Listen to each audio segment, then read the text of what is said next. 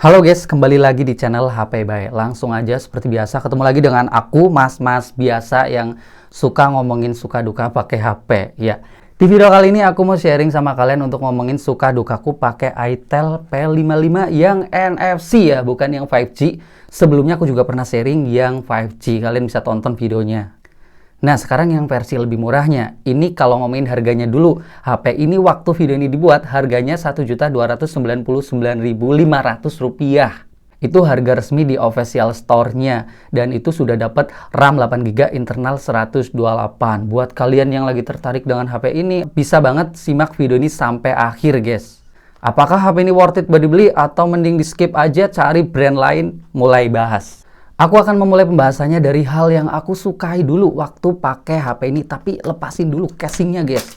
Ya, yang pertama aku suka dengan performanya mantap banget. Untuk HP yang harganya di bawah 1,5 juta, ini salah satu yang paling the best. Ya, HP ini sudah pakai chipset dari Unisoc T606. Ini chipset yang udah top lah untuk HP entry level murah-murah kayak gini, guys. Apalagi HP ini udah punya RAM yang gede 8GB, internalnya juga udah cukup gede 128. Internal kayak gini bisa download banyak aplikasi dan nyimpen file juga nggak begitu khawatir gampang penuh. Apalagi tipe memorinya ini udah pakai UFS, guys, yang kecepatan baca datanya kenceng dibanding pakai eMMC.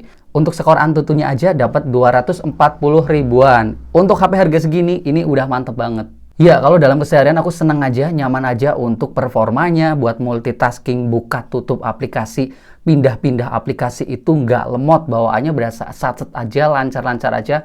Jarang juga terjadi kayak login ulang atau nge-refresh aplikasi, itu jarang, guys. Kalau buat main game lebih mantep lagi. Mobile Legends bisa dapat settingan grafis tinggi ultra. Untuk Mobile Legends sih udah enak banget lah. Tiap hari aku push rank juga pakai HP ini lancar-lancar aja. Yang penting ya grafisnya jangan dimentokin terus. Kalau buat main berjam-jam ya diturunin gitu. Itu udah enak. Buat main PUBG, settingan grafisnya bisa sampai smooth ultra, balance ultra, atau HD high. Lagi-lagi PUBG juga masih lancar-lancar aja, enak-enak aja. Aku nggak ngerasain ada yang kerasa berat atau gamenya patah-patah. Nah, bagusnya lagi juga HP ini bisa ngejalanin Genshin Impact. Meskipun settingan grafisnya tuh bener-bener di terendah aja, FPS di 30. Tapi lagi-lagi HP harga di bawah 1,5 juta ngejalanin Genshin Impact aja jalan amat cukup lancar. Ini udah luar biasa banget. Selanjutnya suka yang kedua pada bagian layarnya, tapi nggak keseluruhan, guys. Aku suka layarnya ini udah modelnya punch hole. Kamera depannya ini titik bulat Infinity O gitu. Lebih bagus dibanding rata-rata HP di harga segini yang masih pakai water drop. Kalau kayak gini agak keren lah. Terus aku suka sama layarnya ini juga sudah punya refresh rate yang tinggi, yaitu 90Hz. Untuk HP harga murah kayak gini, ini udah enak banget. Aku ngerasain buat scrolling-scrolling aplikasi dalam keseharian Instagram, YouTube, itu udah smooth lah. Dan bagusnya lagi, ini juga udah ada mode adaptif ya. Kalau kita pilih tuh, bisa tuh refresh rate-nya naik turun secara otomatis. Jadi ini bakal lebih ngehemat di baterai. Jadi kalau kita waktu scroll-scroll gitu, refresh rate-nya naik dan memang rasanya mulus. Tapi kalau layarnya diem, itu turun ke 60Hz aja. Jadi ini tuh layarnya bener-bener ngehemat baterai lah. Selanjutnya suka yang ketiga pada bagian fitur-fiturnya.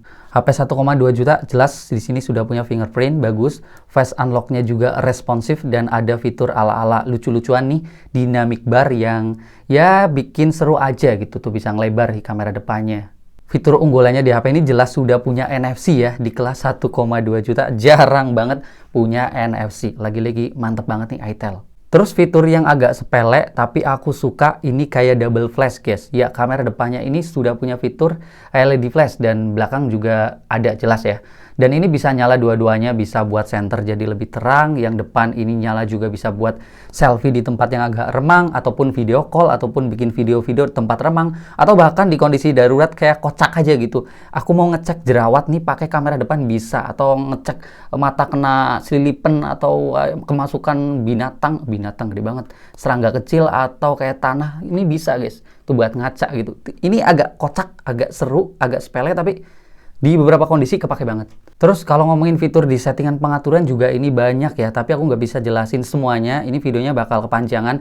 Ya intinya kayak ada RAM bisa ditambahin, panel pintar yang buat multitasking itu jadi kenceng, pendorong sosial, mode game ada, terus aplikasi ganda yang bisa ngegandain aplikasi yang bisa digandakan gitu, kayak WhatsApp, Instagram, Facebook tuh bisa. Terus ada asisten video, itu juga aku suka, salah satunya bisa nonton YouTube dalam mode layar mati. Nih aku contohin.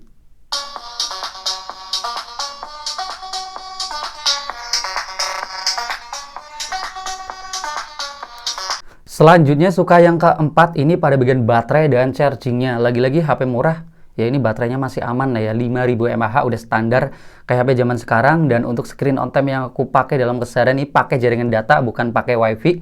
Dari baterai 100% ke 10% bisa dapat screen on time 7 jam 30 menit. Jadi kalau dipakai dari pagi sampai malam udah bisa banget, aman dah soal baterai. Terus aku juga suka dengan chargingnya yang lumayan di HP yang 1,2 juta. Ini sudah dikasih charger ya jelas ya, port USB tipe C jelas. Dan kecepatannya ini mantep nih, 18 watt, setidaknya bukan 10 watt. Dan generasi sebelumnya ini kayak Itel S23 juga itu 10 watt, agak lama ngecasnya. Kalau di HP ini dari 10% ke 100% butuh waktu 2 jam 15 menit. Memang terdengar nggak cepet-cepet banget, 1 jam gitu, nggak guys. Tapi untuk HP harga segini, ini udah lumayan. Setidaknya nggak lama-lama banget. Oke, kalau barusan aku udah sharing sama kalian pada bagian sukanya, aku juga bakal sharing pada bagian dukanya. Ini yang perlu banget diperhatikan.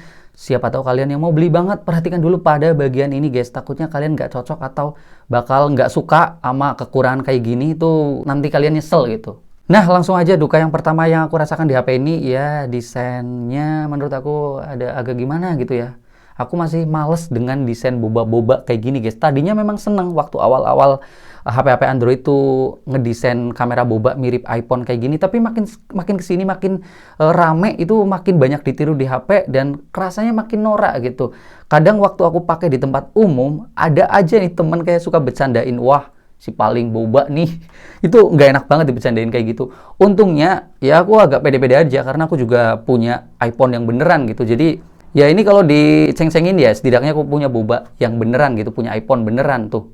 Tapi kalau nggak punya iPhone yang beneran, pakai HP ini jujur aja pribadiku tuh agak kurang nyaman lah dipakai di tempat umum atau nongkrong-nongkrong dengan kamera boba yang nonjol banget 3 kayak gini. Untungnya di warna hitam agak sedikit mendingan ya, tapi kalau di warna yang lain itu bakal lebih mencolok lagi bobanya. Kalau menurut kalian bagus apa enggak kayak gini, komen aja. Selanjutnya duka yang kedua ini pada bagian layarnya. Kalau tadi aku udah suka sama modelnya yang udah pansol refresh rate 90Hz, ini aku ngerasain ada dukanya, yaitu pada bagian brightness layarnya yang kurang dari 500 nits. Jadi kalau dipakai di luar ruangan, ini HP kerasa layarnya kurang terang, agak redup gitu, agak keteteran guys waktu dipakai di luar ruangan, di bawah terik matahari apalagi kayak gitu, itu bakal agak kurang nyaman lah sama kecerahan layarnya yang kurang cerah. Kurang terang maksudnya. Untuk kualitas warna sama ketajamannya juga aku ngerasain kurang sedikit oke lah. Memang aku tahu ini HP harga 1,2 juta, tapi di brand lain kayaknya sedikit lebih enak, kayak di Oppo, di Vivo, di Samsung. Di HP ini kerasa memang layarnya ini salah satu yang agak lemah gitu. Karena ketajamannya memang agak sedikit burik ya. Tapi nggak banget ya, cuman agak-agak doang karena masih 720p juga wajar. Dan warnanya juga kurang hidup gitu. Jadi agak sedikit kusem, tapi sedikit doang ya. Ini aku ngerasain lah, memang agak kurang nyaman aja di bagian layar. Lagi-lagi 1,2 juta memang harus dimaklumi, apalagi kelebihan yang tadi juga banyak. Selanjutnya duka yang ketiga ini pada bagian speakernya ya. Lagi-lagi Itel memang kalau bikin HP murah kayak gini, speakernya sedikit kalah dibanding HP-HP lain, brand-brand yang udah kita sering dengar di Indonesia. Ini masih bagian yang agak lemah lah kalau di HP Itel. Kalau di spek lainnya bagus memang, tapi di speaker ya ini wajar masih mono itu jelas, tapi kualitas suaranya menurut aku agak sedikit cempreng ya, sedikit doang. Dan ini kalau volumenya dimaksimalin juga agak kayak pecah, tapi bukan yang pecah kayak speaker rusak, bukan guys, tapi kayak agak suaranya kasar aja gitu kalau dimaksimalin. Paling enak tuh volumenya tuh didengar di volume 80% itu enak. Kalau dimaksimalin tuh suaranya kayak agak kresek-kresek, kayak kurang bersih lah gitulah. Tapi kalau diturunin ke 80% ini enak sih. Ya kira-kira kayak gitulah, speakernya memang agak sedikit lemah di HP ini. Selanjutnya duka yang keempat ini pada bagian kameranya yang menurut aku tuh ya agak kurang oke lah. Memang harganya 1,2 juta, tapi ya ini yang aku rasakan sih guys. Ya, untuk kameranya memang bisa sampai 50 megapiksel, kamera belakangnya, kamera depannya 8 megapiksel. Untuk resolusi, ya ini udah cukup, belakang, yang depan juga udah standar lah ya, kayak HP harga segini. Tapi hasil jepretannya, menurut aku HP ini hanya cukup oke waktu di pencahayaan yang bener-bener bagus, pencahayaan yang cukup, yang terang gitu. Kalau di pencahayaan yang agak kurang itu beneran ini kameranya agak bener-bener seadanya, sama kayak asal jepret aja gitu. Untuk kualitas warnanya kelihatan agak kusem, tajamnya juga kurang, detailnya juga bener-bener ya seadanya, kayak kurang detail, kurang jernih gambarnya gitu. Kualitas selfie-nya juga kayak gitu guys, di kamera depan ya gambarnya mirip-mirip aja, agak kusem, terus detailnya juga kurang tajam, agak sedikit burik gitu. Kalau foto di malam hari sepertinya ini di kamera belakang juga perlu banget mode malam. Kalau enggak, pakaiin aja flashnya, nyalain tuh aman. Kalau di kamera depan ya ini juga kebantu sih ada flash. Kalau enggak sih kameranya beneran seadanya banget ini. Untuk perekaman video kamera belakang juga ya seadanya kayak gini, 1080p 30 fps-nya, kualitasnya kurang oke, warnanya kurang padat gitu, kurang hidup, dan ini juga gambarnya kalau boleh jujur lebih gelap dibanding kondisi aslinya. Untuk kamera depan sih nggak kayak gitu ya, kamera depan hampir sesuai dengan kondisi aslinya, nggak lebih gelap, tapi gambarnya agak burik gitu, sama warnanya kurang hidup lah, agak kusem dikit. Oke guys, mungkin kayak gitu yang bisa aku sharing sama kalian suka duka pakai itel P55 NFC. Kalau ditanya apakah HP ini worth it buat dibeli, aku sih sebenarnya bisa bilang HP ini worth it aja dan sangat layak buat dibeli, apalagi buat orang yang kayak suka main game tapi budgetnya tipis nih. Ini HP enak buat main game. Terus layarnya juga udah nyaman tuh, 90 Hz buat scrolling mulus. Fiturnya banyak tuh kayak tadi NFC aja ini luar biasa banget di harga segini. Baterainya awet, chargingnya juga nggak yang lama-lama banget lah, cukup kenceng 18 watt. Sebenarnya ada tambahan lagi kayak body HP ini tuh cukup solid, aku suka ya meskipun HP murah tapi pegangannya berasa mantep. Terus tadi kelengkapannya juga bagus banget, ini udah dikasih soft case ya, ini lumayan banget, anti gores juga ada.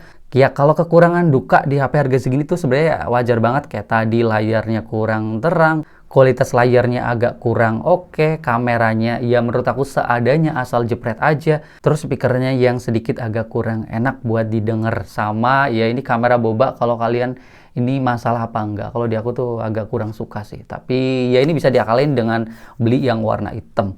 Kalau dari aku sih kayak gitu guys. Kalau dari kalian gimana pendapatnya, kalian tulis aja deh semuanya di kolom komentar. Yang udah pernah pakai HP ini pengalamannya kayak gimana, suka dukanya juga ceritain aja guys semuanya di kolom komentar. Video sekian, kita bakal ketemu lagi di video selanjutnya dan bye bye.